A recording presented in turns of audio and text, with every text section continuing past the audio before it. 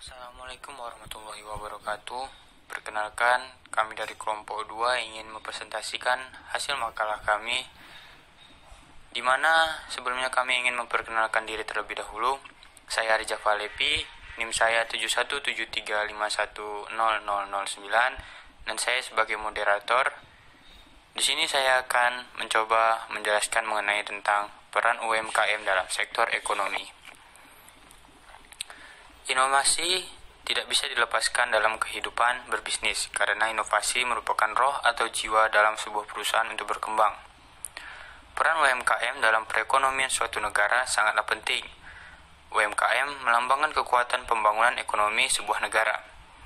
Pentingnya UKM sebagai besar berkaitan dengan sebutan mereka sebagai tulang punggung ekonomi pembangunan. Secara umum, UMKM memberikan kontribusi positif bagi pembangunan ekonomi dalam hal sebagai berikut ini. Yang pertama, berfungsi membawa calon pembeli dan penjual bersama-sama dan menyebarkan informasi mengenai kualitas produk yang dilakukan secara memadai. Yang kedua, perusahaan-perusahaan kecil menyerap langsung sumber daya dalam kegiatan ekonomi. Lalu yang ketiga, penurunan permintaan barang impor, harga domestik dengan cepat ditransmisikan ke seluruh masyarakat sehingga merangsang permintaan produk dalam negeri serta potensi pertumbuhan domestik dan ekspor tinggi. Lalu yang terakhir, perusahaan kecil yang terbesar di seluruh negeri akan memberikan manfaat pembangunan ekonomi dan memperbaiki standar hidup masyarakat. Mungkin itu saja yang bisa saya sampaikan. Lebih dan kurang saya mohon maaf. Assalamualaikum warahmatullahi wabarakatuh. Baiklah, selanjutnya saya Asmita Pasaribu dengan materi faktor-faktor yang mengakibatkan kelemahan UKM. Yang pertama itu ada keterbatasan modal. Menyeimbangkan uang masuk dan uang keluar adalah sebuah perjuangan terutama ketika mencoba melakukan perluasan usaha. Yang kedua itu ada permasalahan kepegawaian.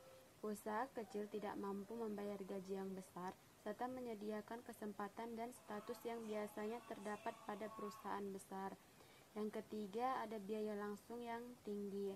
Usaha kecil tidak dapat membeli bahan baku, mesin, atau persediaan semurah perusahaan besar. Yang keempat, keterbatasan varian usaha. Sebuah perusahaan besar yang memiliki besar sektor usaha dapat saja mengalami hambatan di salah satu usahanya. Yang kelima, ada rendahnya kredibilitas. Masyarakat menerima produk perusahaan besar karena namanya dikenal dan biasanya dipercaya. Saya Eunika Agrea akan melanjutkan materi upaya untuk pengembangan UKM. Yang pertama, penciptaan iklim usaha yang kondusif. Pemerintah perlu mengupayakan terciptanya iklim yang kondusif, antara lain dengan mengusahakan ketentraman dan keamanan berusaha, serta penyederhanaan prosedur perizinan usaha, keringanan pajak, dan sebagainya. 2. Bantuan permodalan pemerintah. Pemerintah perlu memperluas skim kredit khusus dengan syarat-syarat yang tidak memberatkan bagi UKM untuk membantu peningkatan permodalannya, baik itu melalui sektor jasa finansial formal, sektor jasa finansial informal, skema penjaminan, leasing, dan modal ventura. 3. Perlindungan usaha jenis-jenis tertentu. Perlindungan usaha jenis-jenis tertentu, terutama jenis usaha tradisional, yang merupakan usaha golongan ekonomi lemah, harus mendapatkan perlindungan dari pemerintah, baik itu melalui undang-undang maupun peraturan pemerintah yang bermuara kepada saling menguntungkan atau win-win solution. Keempat, pengembangan kemitraan. Kemitraan yang saling membantu antara UKM atau antara UKM dengan pengusaha besar di dalam negeri maupun di luar negeri untuk menghindarkan terjadinya monopoli dalam usaha. Selanjutnya, materi tentang cara menciptakan UKM inovatif. Manajemen inovasi merupakan instrumen penting untuk meningkatkan kapasitas inovasi perusahaan kecil dan menengah atau UKM.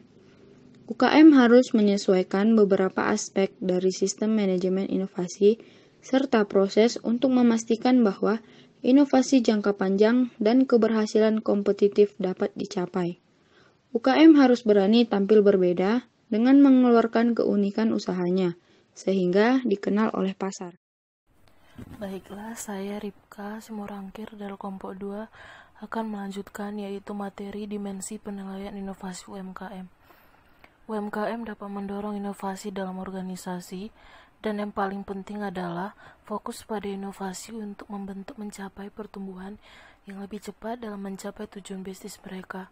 Oleh karena itu dibutuhkan sebuah alat untuk menilai sejauh mana inovasi sudah dilakukan UMKM.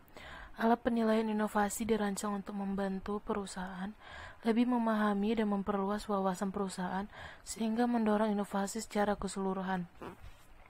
Menurut Nada et al., mengidentifikasi bahwa kemampuan inovasi yang efektif pada UMKM tergantung pada 7 dimensi, yaitu yang pertama, tujuan dan anggota dan agenda strategis.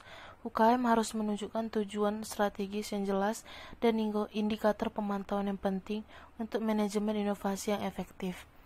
Yang kedua, kepemimpinan dan budaya. Kepemimpinan dan budaya UMKM berperan membantu menciptakan iklim untuk kreativitas. Karakteristik penting meliputi proses untuk menghasilkan ide-ide, struktur inkubasi, matriks inovasi, dan insentif. Yang ketiga, kolaborasi dan kemitraan. Kolaborasi sangat penting bagi UMKM untuk menciptakan keunggulan kompetitif. Perusahaan dapat mengambil keuntungan dari keahlian yang lebih besar untuk menjadi UMKM yang inovatif dan kolaboratif, maka pimpinan perlu mendidik manajer dan karyawan mereka pada nilai kolaborasi dan kemitraan. Yang keempat, bisnis dan teknologi. UMKM memiliki infrastruktur teknologi informasi dan menggunakan selama operasi bisnis sehari-hari mereka. Namun sebagian besar dari mereka mungkin menggunakan teknologi lebih kepada pelaksanaan daripada bagian pembentuk strategi UMKM. Yang kelima, proses inovasi. Inovasi adalah menghasilkan ide-ide baru serta menggunakan secara efektif dan menguntungkan, terlihat dari jumlah pelanggan yang puas. Proses inovasi yang efektif akan mengembangkan kemampuan kreatif dan menerapkan ide kreatif dalam memenuhi kebutuhan pelanggan. Yang keenam, organisasi inovatif. UKM membutuhkan penguatan nilai-nilai inti di mana inovasi dihormati dan dimungkinkan untuk mempertahankan perubahan dengan kombinasi ide-ide kreatif yang dapat disalurkan dalam melakukan inovasi. Yang ketujuh, organisasi belajar dan manajemen pengetahuan. UKM perlu terus belajar dari perusahaan kompetitor atau perusahaan-perusahaan lain yang telah maju dan berkembang. Kolaborasi sangat dibutuhkan oleh UMKM untuk dapat berkembang dan maju. Perkenalkan, nama saya Antalaya. Saya akan menjelaskan kelebihan dan kelemahan UMKM. Kelebihan UMKM yang pertama adalah tingkat fleksibilitas yang tinggi. Kedua, semangat kewirausahaan. Ketiga, kompetisi. Dan keempat, inovasi lebih cepat karena tanpa struktur. Yang kelima, kelemahan UMKM. Kelemahan UMKM yang pertama adalah sempitnya waktu untuk melengkapi kebutuhan, kemudian terbatasnya anggaran, dan yang ketiga, kurangnya sumber daya yang berkualitas.